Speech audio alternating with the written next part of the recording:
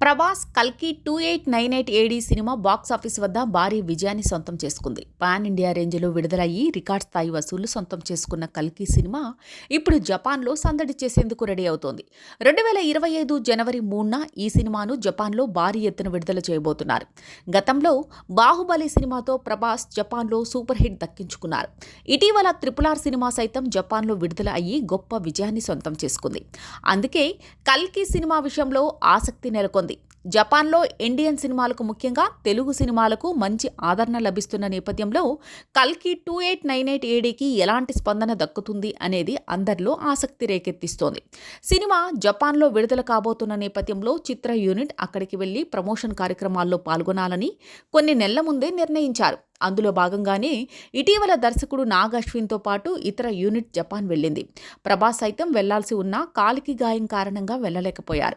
ఆ విషయాన్ని ఇటీవల సోషల్ మీడియా ద్వారా తెలియజేశారు.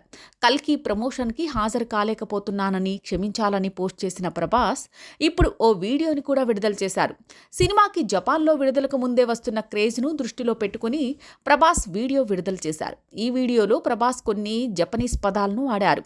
జపనీస్ భాషలో అక్కడి వారికి నమస్కారం చేయడంతో పాటు సినిమా గురించి 2 ముక్కలు జపనీస్ భాషలో ప్రభాస్ మాట్లాడిన వీడియో ప్రస్తుతం సోషల్ మీడియాలో వైరల్ అవుతోంది.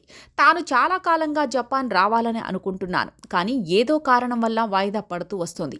ఈసారి గాయం కారణంగా రాలేకపోతున్నాను. ప్రస్తుతం నేను బాగానే ఉన్నాను. త్వరలోనే మీ అందరినీ కలుస్తాను. జపాన్లో ఉన్న తన ఫ్యాన్స్ అంతా కల్కి 2898 ఏడీ సినిమాను ఆదరించాలి అంటూ ప్రభాస్ ఇందులో కోరారు. విభిన్నమైన కాన్సెప్ట్తో దర్శకుడు నాగ్ అశ్విన్ రూపొందించిన కల్కి 2898 ఏడీ సినిమా జపనీస్ ప్రేక్షకుల్ని కూడా నచ్చుతుందని ఫ్యాన్స్ అనుకుంటున్నారు. ఫ్యూచర్కి మహాభారతాన్ని లింక్ చేసి అశ్వత్థామ పాత్రలో అమితాబ్ బచ్చన్ను చూపించడం ద్వారా ప్రేక్షకులను సర్ప్రైజ్ చేశారు నాగ్ అశ్విన్. ఇప్పుడు అంతకు మించి అన్నట్లుగా కల్కి 2ను రూపొందించే పనిలో ఉన్నారు.